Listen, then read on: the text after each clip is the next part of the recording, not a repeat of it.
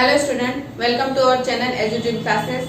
आज हम स्टार्ट करने जा रहे हैं इस चैप्टर का last topic, magnetic properties of solid. किसी भी मटेरियल के बारे में जब हम बात करते हैं तो कोई भी जो मटेरियल होता है वो एटम के कॉम्बिनेशन से बना होता है। एक मटेरियल के अंदर कई सारे एटम्स प्रेजेंट होते हैं। अगर इस मार्कर को भी देखें तो इस मार्कर के अंदर भी क्या होंगे, कई सारे एटम्स प्रेजेंट होंगे और उन्हीं एटम के कॉम्बिनेशन से ये मार्कर बना हुआ है। तो इसी तरीके से किसी भी मटेरियल के बारे में जब हम बात करते हैं तो हर एक मटेरियल एटम्स के कॉम्बिनेशन से बना होता है और एक एटम के अंदर हमारे दो चीजें प्रेजेंट होती हैं। एक होता है इलेक्ट्रॉन एंड सेकेंड होता है न्यूक्लियस, और न्यूक्लियस के अंदर हमारे प्रोटॉन एंड न्यूट्रॉन प्रेजेंट होते हैं। एक मटेरियल हमारा किस तरीके के मैग्नेटिक बिहेवियर को शो करेगा, आइदर वो लिक्विड हो, सॉलिड हो या गैस हो, ये उस एटम के अंदर या उस मटेरियल में प्रेजेंट एटम्स के अंदर जो इलेक्ट्रॉन होते हैं, ये इलेक्ट्रॉन ही डिटरमाइन करते हैं कि हमारे मटेरियल का मैग्नेटिक बिहेवियर किस तरीके का होगा। एटम के अंदर अगर हम इलेक्ट्रॉन, प्रोटॉन, न्यूट्रॉन यानी इलेक्ट्रॉन और न्यूक्लियस के अरेंजमेंट को देखें तो ये सेम वही पैटर्न को फॉलो करते हैं जिस तरीके से सोलार सिस्टम में सन एंड अर्थ के बीच में होता है। अर्थ हमारी सन के अराउंड ऑर्बिटल मोशन को शो करती है। इसके अलावा जो हमारी अर्थ होती है वो अपने एक्सिस के अराउंड भी क्या करती है, रिवॉल्व होती रहती है। यानी हमारे अर्थ में दो तरीके के मोशन प्रेजेंट होते हैं, एक तो ऑर्बिटल मोशन होता है और सेकेंड इसका जो मोशन होता है इसके एक्सिस के अराउंड होता है। इसी तरीके से एटम के अंदर इलेक्ट्रॉन और न्यूक्लियस की जो अरेंजमेंट होती है वो सेम इसी पैटर्न को फॉलो करती है, जहाँ पे सेंटर पे हमारा न्यूक्लियस प्रेजेंट होता है एंड इस न्यूक्लियस के अराउंड हमारे पास इलेक्ट्रॉन प्रेजेंट होते हैं। अब ये इलेक्ट्रॉन के अगर मोशन को देखें तो अर्थ में क्या था, दो तरीके का मोशन था, तो इस इलेक्ट्रॉन में भी हमारे पास दो तरीके के मोशन होते हैं। फर्स्ट मोशन होता है यहाँ पे उस इलेक्ट्रॉन का ऑर्बिटल मोशन एंड सेकेंड जो मोशन होता है ये होता है स्पिन मोशन।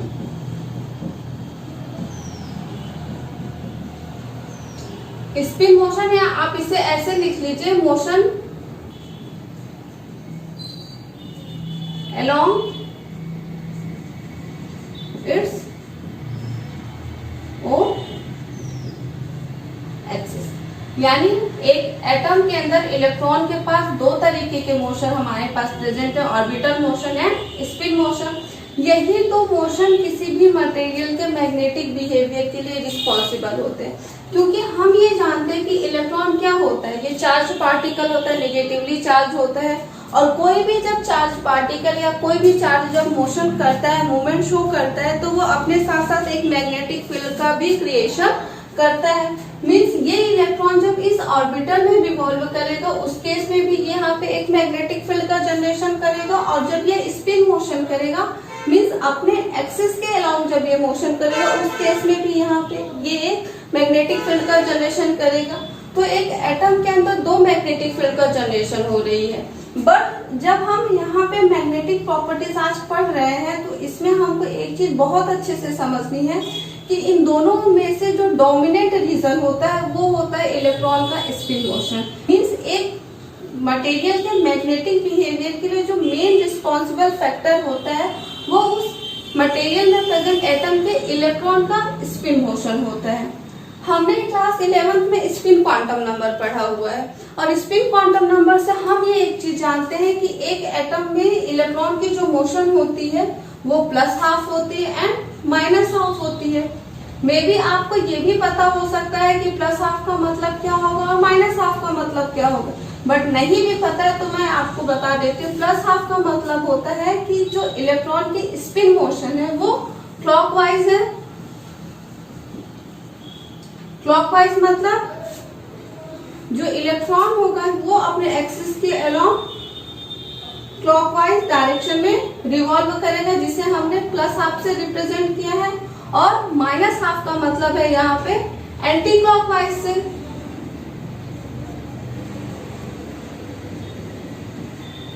जहां पे एक इलेक्ट्रॉन यहाँ पे अपने एक्सिस के अलोंग एंटी क्लॉकवाइज डायरेक्शन में रिवॉल्व करेगा, जिसे हम -12 से रिप्रेजेंट करते हैं। अब कोई भी जब चार्ज पार्टिकल रिवॉल्व करता है तो ये मैग्नेटिक फील्ड का जनरेशन करता है, ये आपको पता है। तो इलेक्ट्रॉन जब रिवॉल्व करेगा तो भी ये यहाँ पे मैग्नेटिक फील्ड का जनरेशन करेगा, जिसके कारण से जो इलेक्ट्रॉन होते हैं एटम्स के अंदर, ये छोटे छोटे मैग्नेट के जैसा बिहेव करना स्टार्ट कर देते हैं। अब जब एक मैग्नेट को हम देखते हैं तो मैग्नेट के पास हमारे दो पोल्स होते हैं, एक होता है साउथ पोल और दूसरा होता है हमारा नॉर्थ पोल। तो इस केस में यहाँ पे हमारा क्या प्रेजेंट है, साउथ पोल हो गया, और ये जो डायरेक्शन है यहाँ पे नीचे साइड, इसे हमने बोल दिया नॉर्थ पोल। और इस केस में क्योंकि ये एंटी क्लॉकवाइज रिवॉल्व कर रहा है तो ये यहाँ पे हो गया हमारा साउथ पोल और ये हो गया नॉर्थ पोल।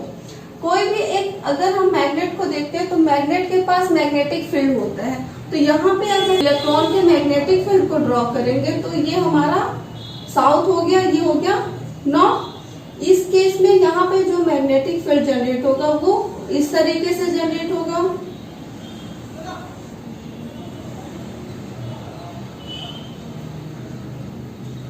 दूसरा जब हम मैग्नेट रखेंगे या दूसरे इलेक्ट्रॉन को जब यहाँ पे हम प्लेस आउट करेंगे तो उस केस में ये क्या होगा, उस इलेक्ट्रॉन के लिए नॉर्थ साइड होगा और ये हो गया यहाँ पे साउथ साइड। मैग्नेटिक फील्ड की जो लाइंस होते हैं ये साउथ से नॉर्थ की ओर मूव करेंगे यहाँ पे इस तरीके से, फिर नॉर्थ से साउथ की साइड। तो इस केस में होगा क्या, ये हमारा मैग्नेटिक फील्ड इस इलेक्ट्रॉन के लिए आप देखेंगे जो प्लस हाफ स्पिन को शो कर रहे हैं, यानी क्लॉकवाइज रोटेशन को शो कर रहा है। तो यहाँ पे जो फील्ड लाइंस जनरेट होंगी और इस इलेक्ट्रॉन के थ्रू जो हमारा एंटी क्लॉकवाइज रोटेट कर रहे हैं, यहाँ पे जो फील्ड लाइंस की जनरेशन होगा, ये दोनों फील्ड लाइंस क्या होंगी, दोनों इलेक्ट्रॉन की एक दूसरे को डिस्ट्रॉय कर देंगी। मीन्स ये इलेक्ट्रॉन जो हमारी मैग्नेटिक फील्ड लाइंस को क्रिएट करेगा और ये इलेक्ट्रॉन जो एंटी क्लॉकवाइज रोटेट कर रहे हैं, यहाँ पे जो मैग्नेटिक फील्ड का जनरेशन होगा, ये दोनों एक दूसरे को क्या कर देंगे, डिस्ट्रॉय कर देंगे।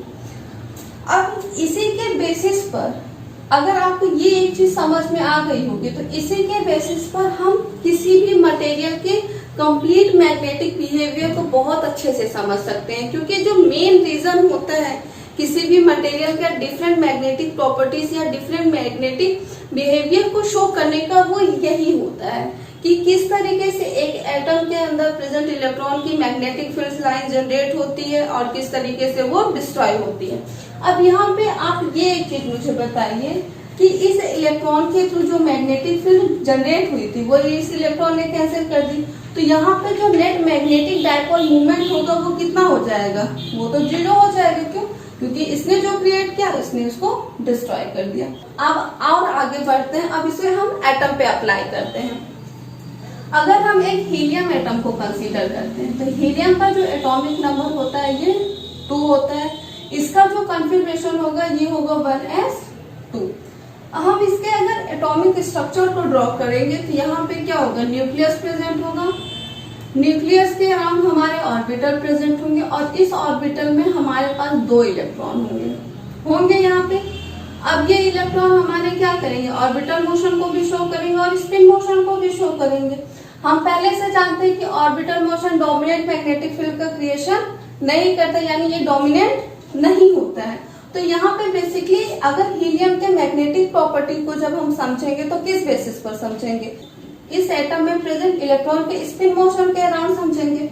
पाउली एक्सक्लूसिव प्रिंसिपल से हमें एक चीज पता है कि एक ऑर्बिटल के अंदर जो इलेक्ट्रॉन प्रेजेंट होते हैं वो दोनों अपोजिट स्पिन के होते हैं, यानी अगर 1s ऑर्बिटल के अंदर इलेक्ट्रॉन को जब हम फील करेंगे तो यहाँ पे एक हमारा क्लॉकवाइज डायरेक्शन में होगा और दूसरा एंटी क्लॉकवाइज डायरेक्शन में होगा। तो यहाँ पे इस ऑर्बिटल में प्रेजेंट जो इलेक्ट्रॉन होंगे उसमें से एक इलेक्ट्रॉन की जो डायरेक्शन होगी वो प्लस हाफ होगी, मीन्स ये क्लॉकवाइज होगा, और सेकंड जो होगा ये एंटी क्लॉकवाइज होगा, यानी इसे माइनस स्पिन से रिप्रेजेंट करेंगे, माइनस हाफ से रिप्रेजेंट करेंगे। उस केस में क्या होगा, ये इलेक्ट्रॉन जो हमारा मैग्नेटिक फील्ड को जनरेट करेगा वो इस इलेक्ट्रॉन के थ्रू क्या होगा, कैंसिल कर दिया जाएगा। सेम यही चीज यहाँ पे भी मैं आपको बता रही हूँ कि हीलियम के अंदर 2 इलेक्ट्रॉन प्रेजेंट होते हैं, 2 इलेक्ट्रॉन में से जो प्लस हाफ इलेक्ट्रॉन होगा, यानी वो इलेक्ट्रॉन जिसकी क्लॉकवाइज रोटेशन होगी, वो जो मैग्नेटिक फील्ड को जनरेट करेगा वो एंटी क्लॉकवाइज स्पिन वाले इलेक्ट्रॉन के थ्रू कैंसिल कर दिया जाएगा। तो उस केस में हीलियम का जो नेट मैग्नेटिक डाइपोल मोमेंट होगा वो क्या हो जाएगा, 0 हो जाएगा। और ये तो हम सब जानते हैं कि हीलियम का जो एटम होता है वो हमारा मैग्नेटिक बिहेवियर को शो नहीं करता, यानी मैग्नेटिक फील्ड में वो किसी तरीके के इफेक्ट को शो नहीं करता है। इतनी सी बात आपको समझ में आई होगी। हम एक दूसरा एटम कंसीडर करते हैं। जब अब हम एक दूसरा एटम कंसीडर कर रहे हैं तो अब हम ये समझते हैं कि एक हमारा जो एटम है इसके आउटर शेल में 3 इलेक्ट्रॉन है। ये न्यूक्लियस हो गया और इसके आउटर शेल में, इनर शेल की बात हम नहीं कर रहे क्योंकि इनर शेल में जाहिर सी बात है कि अगर हम आउटर शेल में जा रहे हैं तो इनर शेल में इलेक्ट्रॉन सभी हमारे पेयर्ड होंगे। तो किसी भी एटम के अंदर एक चीज आप लोग और समझ लिए कि वो जो मैग्नेटिक प्रॉपर्टी शो करेगा वो हमारे आउटर मोस्ट शेल में प्रेजेंट इलेक्ट्रॉन्स के थ्रू डिटरमाइन किया जाता है। कहने का मतलब ये है कि एक एटम हमारा जो भी मैग्नेटिक बिहेवियर को शो करेगा वो उस एटम के वैलेंस शेल इलेक्ट्रॉन्स के थ्रू ही डिटरमाइन किया जाएगा। इनर शेल पे प्रेजेंट इलेक्ट्रॉन के थ्रू कोई भी यहाँ पे इफेक्ट शो नहीं होगा। तो इस एटम के अंदर हमने सपोज किया कि 3 इलेक्ट्रॉन प्रेजेंट है। अगर 3 इलेक्ट्रॉन प्रेजेंट हैं तो एक इलेक्ट्रॉन की रोटेशन +½ होगी, दूसरे की -½ होगी। अब तीसरे के आप चाहे +½ मान लीजिए या -½ मान लीजिए, वो आपकी मर्जी। मैं यहाँ पे +½ मान लेती हूँ। ओके, ये इलेक्ट्रॉन हमारा +½ है, क्लॉकवाइज मोशन को शो कर रहा है। तो ये जो मैग्नेटिक फील्ड का जनरेशन करेगा ये इस इलेक्ट्रॉन के थ्रू कैंसिल कर दिया जाएगा। आपको इतनी बात तो अच्छे से समझ में आ गई होगी। बट यहाँ पे ये जो इलेक्ट्रॉन हमारा स्पिन मोशन को शो करेगा, यानी जो मैग्नेटिक फील्ड का जनरेशन करेगा, इस इलेक्ट्रॉन के मैग्नेटिक लाइंस को कोई भी सेकेंड इलेक्ट्रॉन प्रेजेंट नहीं है जो इसको डिस्ट्रॉय कर सके। करेगा क्या? यहाँ पे तो केवल 3 ही इलेक्ट्रॉन प्रेजेंट है। इसने इसके मैग्नेटिक फील्ड को कैंसिल कर दिया, बट इसके मैग्नेटिक फील्ड को कैंसिल करने के लिए कोई भी यहाँ पे सेकेंड या दूसरा इलेक्ट्रॉन प्रेजेंट नहीं है। तो इस एटम के लिए जो मैग्नेटिक डाइपोल की जो वैल्यू होगी वो 0 के इक्वल नहीं होगी। जो भी हमारा मैग्नेटिक डाइपोल होगा वो 0 के इक्वल नहीं होगा। इतनी सी बात आपको समझ में आ गई होगी। तो आपको एक और चीज समझ में आ गई होगी कि एक एटम हमारा मैग्नेटिक बिहेवियर को कब शो करेगा, जब उसके अंदर यहाँ पे क्या होंगे, अनपेयर्ड इलेक्ट्रॉन होंगे या ऑड नंबर ऑफ इलेक्ट्रॉन होंगे। आप देख सकते हैं यहाँ पे नंबर ऑफ इलेक्ट्रॉन कितने हैं, 3 हैं। और इसमें से देखें तो ये हमारे पेयर्ड होके एक अनपेयर्ड हो गया। और इस केस में जब हम हीलियम के केस में देखते हैं तो यहाँ पे नंबर ऑफ इलेक्ट्रॉन कितने हैं, ये इवन है और ये पेयर्ड है। तो हमारे एटम्स के थ्रू शो होने वाला जो भी मैग्नेटिक प्रॉपर्टी होगा वो इन्हीं इलेक्ट्रॉन्स के थ्रू डिटरमाइन किया जाता है। अब इसी के बेसिस पर हमारे एटम के वैलेंस शेल में जो इलेक्ट्रॉन्स है वो पेयर्ड है, अनपेयर्ड है, इवन है या ऑड है, इसके बेसिस पर हमने मटेरियल्स को डिफरेंट मैग्नेटिक प्रॉपर्टीज के बेसिस पर क्लासिफाई किया है। आइए उनको भी बहुत अच्छे से समझते हैं।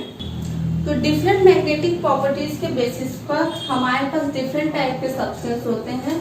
सबसे पहला जो सब्सटेंस है ये यहाँ पे डाइमैग्नेटिक सब्सटेंस। डाइमैग्नेटिक सब्सटेंस की जो मैग्नेटिक बिहेवियर होती है या हमारे जो डाइमैग्नेटिक सब्सटेंस होते हैं ये रिपल करते हैं बाय मैग्नेटिक फील्ड। या आप इसे ऐसे भी बोल सकते हैं कि ये जो सब्सटेंस होते हैं इनका मैग्नेटिक फील्ड पर कोई भी इफेक्ट शो नहीं होता। क्यों इफेक्ट शो नहीं होता? क्योंकि एक एटम के अंदर जो इलेक्ट्रॉन्स होते हैं उसी के थ्रू उस एटम का मैग्नेटिक डाइपोल डिटरमाइन करता है। अब इस केस में हमारे पास जितने भी इलेक्ट्रॉन होते हैं वो सभी पेयर्ड होते हैं, तो वहां पे जो मैग्नेटिक डाइपोल की जो वैल्यू होती है वो क्या हो जाती है, 0 हो जाती है। अब अगर यहाँ पे मैग्नेटिक डाइपोल की वैल्यू 0 हो जाएगी तो इस केस में आप एक स्ट्रक्चर को समझिए। ये हमारे पास कोई एक सॉलिड है, इस सॉलिड के अंदर कई सारे यहाँ पे क्या होंगे, एटम्स प्रेजेंट होंगे।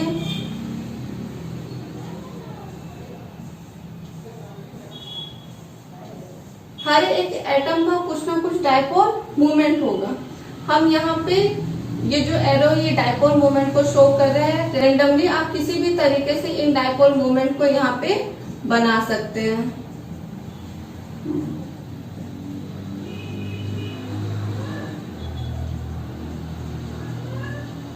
ये एरो क्या कर रही है, मैग्नेटिक डायपोल शो कर रही है हर एक एटम के लिए, क्योंकि एक एटम के अंदर मैग्नेटिक डायपोल की जो वैल्यू होती है ये सम अप होती है उस एटम में प्रेजेंट हर एक इलेक्ट्रॉन के कारण। तो उस इलेक्ट्रॉन के डायपोल मूवमेंट को आपस में जब ऐड कर देंगे तो उस एटम के लिए हमें नेट डायपोल मूवमेंट की वैल्यू मिल जाएगी।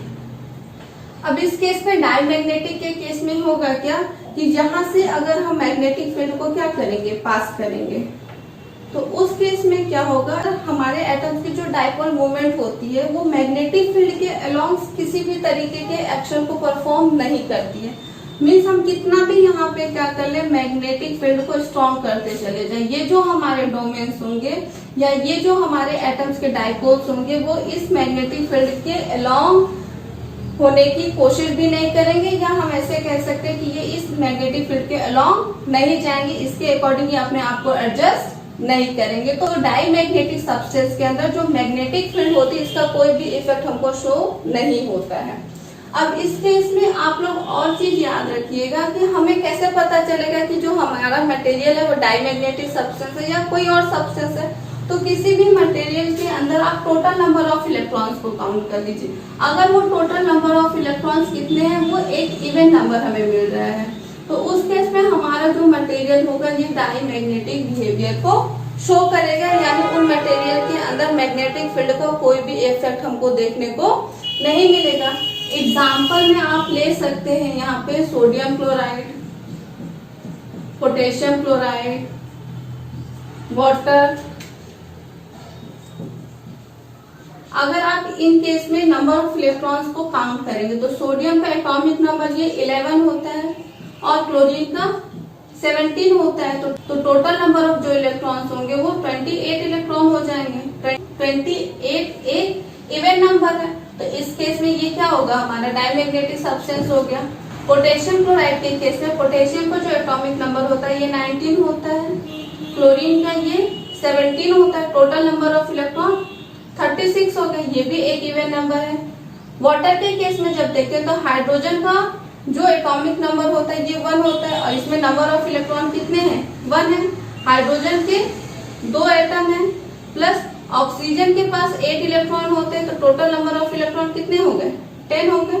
तो 10 भी क्या है, एक इवन नंबर। तो हर वो मॉलिक्यूल जिसके पास इवन नंबर ऑफ इलेक्ट्रॉन होते हैं वो सभी हमारे डाईमैग्नेटिक सब्सटेंस के अंदर होते हैं, यानी ये डाईमैग्नेटिक बिहेवियर को शो करेंगे जिन मटेरियल पर मैग्नेटिक फील्ड का कोई भी इफेक्ट हमें देखने को नहीं मिलेगा।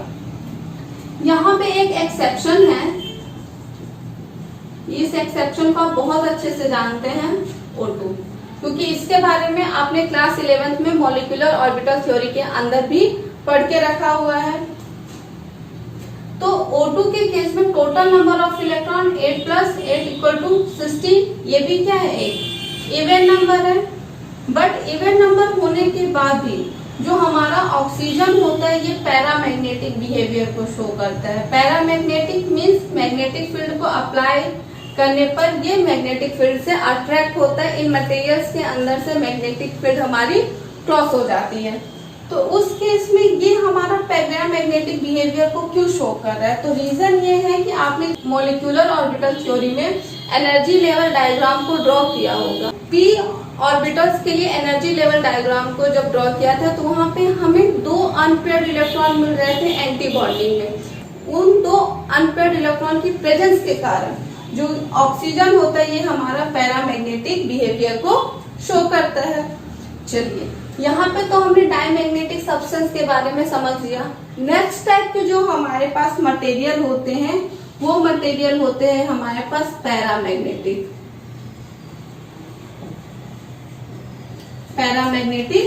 सब्सटेंस।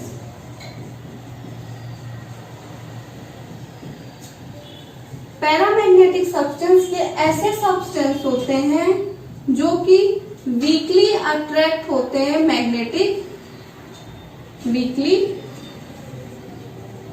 अट्रैक्टेड बाय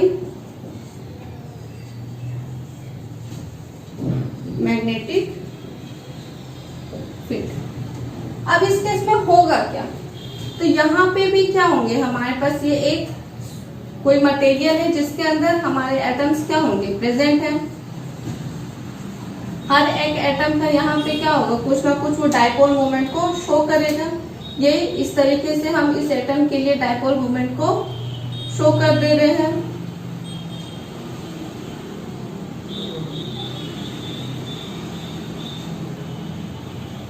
और इस मटेरियल से जब हम मैग्नेटिक फील्ड को पास करेंगे, इस मटेरियल से जब हम मैग्नेटिक फील्ड को पास करेंगे तो उस केस में होगा क्या, उस केस में ये जो हमारे मटेरियल के डायपोल्स होते हैं वो इस मैग्नेटिक फील्ड के अलोंग क्या करते हैं, खुद को अरेंज कर लेते हैं। कैसे अरेंज करें, अभी ये जो डायपोल्स है वो किसी भी तरीके से अरेंज है, रेंडमली इनकी अरेंजमेंट है, लेकिन जैसे ही हम मैग्नेटिक डायपोल को पास करेंगे ये हर एक एटम की जो डायपोल होगी वो इस तरीके से अरेंज होगी कि वो मैग्नेटिक फील्ड को क्या कर सके, पास कर सके। तो इस केस में इन सब की जो डायरेक्शन होगी वो चेंज हो जाएगी, यानी ये खुद को एडजस्ट करेंगे और एक यूनि डायरेक्शन में खुद को अरेंज करेंगे, जिससे इन मटेरियल से मैग्नेटिक फील्ड क्या हो जाए, पास हो जाए। तो अब इजीली इस मटेरियल से क्या होगा, मैग्नेटिक फील्ड पास हो जाएगा। तो पैरामैग्नेटिक सब्सटेंस ये क्या होते हैं, वीकली अट्रैक्टेड क्यों होते हैं, ये तो आपको समझ में आ गया कि इन मटेरियल से मैग्नेटिक फील्ड पास हो जाता है, बट वीकली क्यों हमने यहाँ पे लिखा है, तो रीजन ये है इस चीज को लिखने का, इस वर्ड को लिखने का, कि जब तक हम इन मटेरियल से मैग्नेटिक फील्ड पास करेंगे तब तो ये क्या करेंगे, सेम मैग्नेट के जैसा बिहेव करेंगे, यानी मैग्नेटिक फील्ड को इजीली पास होने देंगे, खुद मैग्नेट के जैसा बिहेव करेंगे। लेकिन जैसे ही हम यहाँ से ये मैग्नेटिक फील्ड को क्या कर दें, हटा दें, यहाँ से हम क्या करते हैं, ये मैग्नेटिक फील्ड को हटा दे, तो ये अपनी ओरिएंटेशन को फिर से चेंज कर लेंगे। चेंज कर लेंगे तो फिर से ये रेंडमली किसी भी तरीके से क्या हो जाएंगे, यहाँ पे अरेंज हो जाएंगे। तो इन मटेरियल्स की जो अरेंजमेंट होती है, इन मटेरियल्स में प्रेजेंट जो एटम्स होते हैं हमारे, मैग्नेटिक फील्ड की प्रेजेंट पे मैग्नेटिक फील्ड के जैसा बिहेव करते हैं, यानी एक मैग्नेट के जैसा बिहेव करते हैं, और मैग्नेटिक फील्ड को हटा देने पर ये नॉर्मली हमारे सब्सटेंस के जैसा बिहेव करते हैं, जिसमें मैग्नेटिक फील्ड का कोई भी इफेक्ट हमको देखने को नहीं मिलता है। तो ये हो गया हमारे पैरामैग्नेटिक सब्सटेंस। पैरामैग्नेटिक सब्सटेंस के अंदर आप किस तरीके के मटेरियल को इंक्लूड करेंगे, तो वो सभी मटेरियल या वो सभी एटम्स मॉलिक्यूल जिनके अंदर odd number of electron, odd number of electron, वो सभी क्या होंगे, पैरामैग्नेटिक सब्सटेंस के अंदर इंक्लूड किए जाएंगे। एग्जाम्पल के लिए आप ले सकते हो यहाँ पे titanium oxide, titanium dioxide, chromium dioxide. तो इस केस में आप ये सोचेंगे कि ये दोनों कैसे यहाँ पे मैग्नेटिक बिहेवियर को शो करते हैं, जबकि इनके अंदर इवन नंबर ऑफ इलेक्ट्रॉन है। तो हमने जब डिफेक्ट्स पढ़ा था तो वहाँ पे हमने दो टाइप के क्रिस्टल्स के बारे में पढ़ा था, एक था हमारे पास स्टोकियोमेट्रिक क्रिस्टल और दूसरे थे हमारे पास नॉन स्टोकियोमेट्रिक क्रिस्टल। तो यहाँ पे टाइटेनियम के जो ऑक्साइड होते हैं ये नॉन स्टोकियोमेट्रिक क्रिस्टल के जैसे बिहेव करते हैं। कहने का मतलब इन सॉलिड्स के अंदर जो कैटायन टू एनायन रेशियो होता है वो एक दूसरे के इक्वल नहीं होता है, जिसके वजह से ये मटेरियल हमारे पैरामैग्नेटिक सब्सटेंस के जैसा बिहेव करते हैं। ये तो हमने नंबर ऑफ इलेक्ट्रॉन्स के बेसिस पर, हमारे इलेक्ट्रॉन्स पेयर्ड है अनपेयर्ड है, उसके बेसिस पर हमने दो तरीके से अपने मटेरियल्स को क्लासिफाई किया। बट हम जो सॉलिड्स होते हैं उनके एक और तरीके से क्लासिफाई कर सकते हैं, और वो क्लासिफिकेशन किस बेसिस पर किया जाता है, तो ये होता है डोमेन्स के अकॉर्डिंग। अब आप लोग सोच रहे होंगे कि ये डोमेन्स क्या होते हैं, तो डोमेन्स कुछ नहीं होते, क्लस्टर ऑफ एटम्स। एटम्स के ग्रुप को, गुच्छे को ही हम क्या बोलते हैं, डोमेन बोलते हैं। अब जब हम एक सॉलिड की बात करते हैं तो सॉलिड के अंदर कोई एक एटम तो नहीं होता है, कई सारे एटम्स प्रेजेंट होते हैं, और इन एटम्स की जो डायपोल मोमेंट की वैल्यू होती है वो भी क्या होगी, डिफरेंट होगी। कहने का मतलब इनकी जो अलाइनमेंट होगी, अरेंजमेंट होगी उस सॉलिड के अंदर वो क्या होगी, रेंडमली अरेंज होंगे। जैसे ये है हमारा डायमैग्नेटिक सब्सटेंस के लिए हमने ये एक डायग्राम को ड्रॉ किया था। तो इस केस में क्या होगा, हम एटम्स के ग्रुप को क्या करते, क्लासिफाई करते। ये हमारा एक ग्रुप बन गया, ये हमारा एक ग्रुप बन गया। इस तरीके से सॉलिड्स के अंदर कई सारे एटम्स के क्या होते हैं, क्लस्टर प्रेजेंट होते हैं, यानी एटम्स की हम ग्रुपिंग कर देते हैं और उस एटम्स के ग्रुप को ही हम क्या बोलते हैं, डोमेन्स बोलते हैं। और अब हमें जो नेक्स्ट क्लासिफिकेशन करना है सॉलिड्स का, वो इन डोमेन्स के अकॉर्डिंग ही करना है कि जो डोमेन्स की अरेंजमेंट होती है एटम के अंदर, उसके बेसिस पर हमारे पास कितने टाइप के मटेरियल प्रेजेंट होते हैं। तो आइए इनको भी थोड़ा सा समझ लेते हैं। तो डोमेन्स के बेसिस पर हमारे पास 3 टाइप के मटेरियल्स होते हैं। एक होते हैं हमारे पास फेरो मैग्नेटिक सब्सटेंस,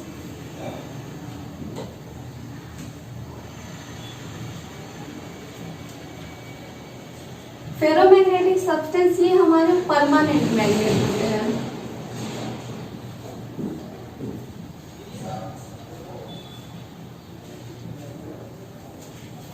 परमानेंट मैग्नेट हम इन मटेरियल्स को क्यों बोलते हैं, क्योंकि अगर हम इन मटेरियल्स के अंदर एटम्स की अरेंजमेंट को देखें तो डोमेन्स हमारे हैं, तो डोमेन्स क्या होंगे, क्लस्टर ऑफ एटम्स, यानी इस सॉलिड के अंदर कई सारे पहले तो एटम्स प्रेजेंट होंगे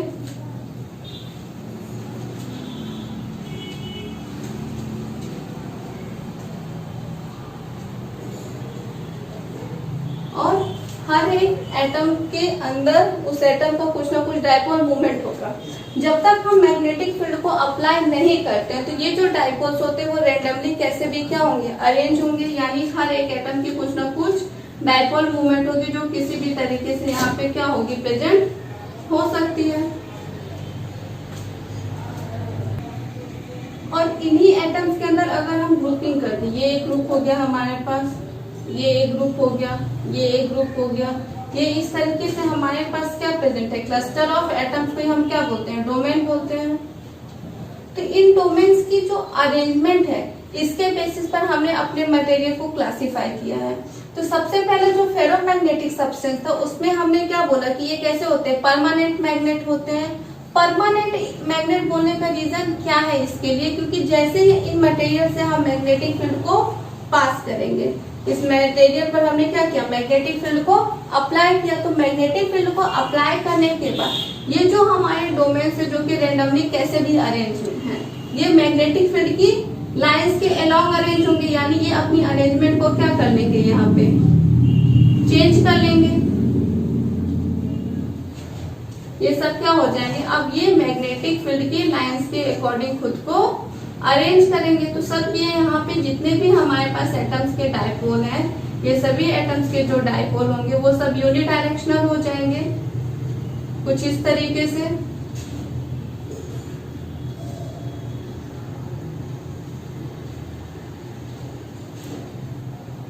अब इनसे तो मैग्नेटिक फील्ड क्रॉस हो जाएगा, क्योंकि सभी डोमेन्स ने, सभी एटम्स के डायपोल ने क्या किया, खुद को एक साइड में एक लाइन से अरेंज किया, यानी ये सब यूनिडायरेक्शनल है।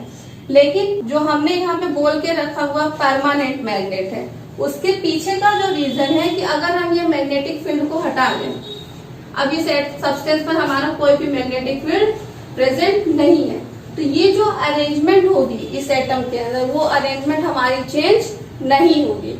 यानी फेरोमैग्नेटिक सब्सटेंस अगर एक बार मैग्नेटिक फील्ड के कांटेक्ट में आते हैं और इनके अंदर प्रेजेंट एटम्स की जो डायपोल मूवमेंट्स होती है वो खुद को एक बार अलाइन कर लेते हैं मैग्नेटिक फील्ड की डायरेक्शन में, तो मैग्नेटिक फील्ड को हटा लेने के बाद भी इन एटम्स की जो डायपोल मूवमेंट्स की अरेंजमेंट होती है वो चेंज नहीं होती है।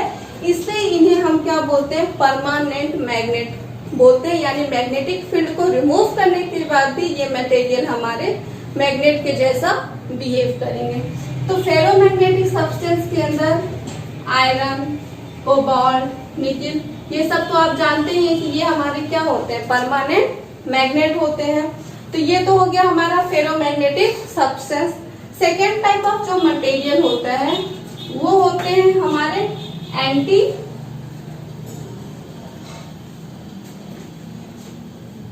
फेरोमैग्नेटिक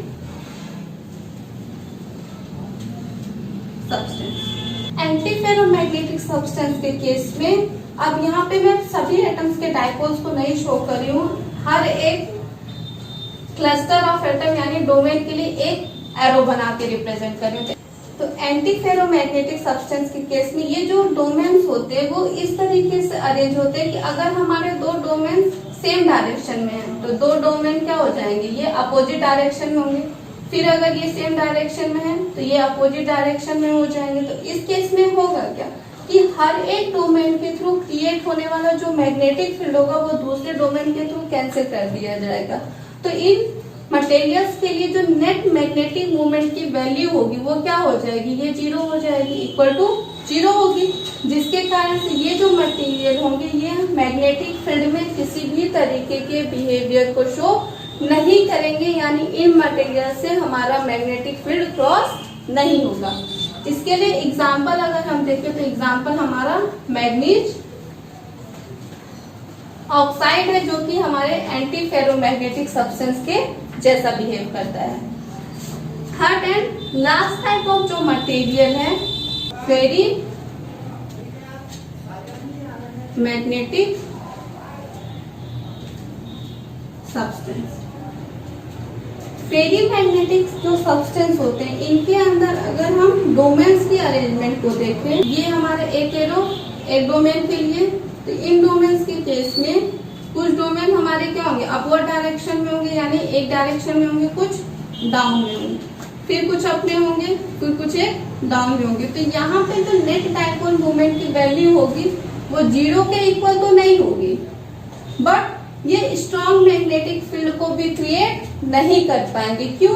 क्योंकि यहाँ पे कुछ ना कुछ तो मैग्नेटिक फील्ड क्रिएट हो रहा है, बट उसके लिए कुछ मैग्नेटिक फील्ड को डिस्ट्रॉय करने के लिए हमारे अपोजिट डायरेक्शन में प्रेजेंट कुछ डोमेन्स हैं जो कि इन डोमेन के थ्रू जो हमारे स्ट्रेट डायरेक्शन में इनके थ्रू क्रिएट होने वाली जो मैग्नेटिक फील्ड होगी वो इनके थ्रू क्या हो जाएगी, कैंसिल हो जाएगी। अब हम ये मानते हैं क्योंकि यहाँ पे 5 हमारे पास ऐसे डोमेन है जो कि स्ट्रेट डायरेक्शन में, तो 3 ऐसे भी हैं जो कि इन्वर्टेड डायरेक्शन में है, तो ये जो क्रिएट करेंगे मैग्नेटिक फील्ड ये इनके थ्रू क्या कर दिया जाएगा, थोड़ा बहुत डिस्ट्रॉय कर दिया जाएगा। इसलिए ये फेरी मैग्नेटिक सब्सटेंस मैग्नेटिक फील्ड में मैग्नेट के जैसा बिहेव करते हैं और मैग्नेटिक फील्ड को हटा लेने के बाद ये नॉर्मल मटेरियल के जैसा बिहेव करते हैं, यानी इन पे मैग्नेटिक फील्ड फिर जनरेट नहीं होती है।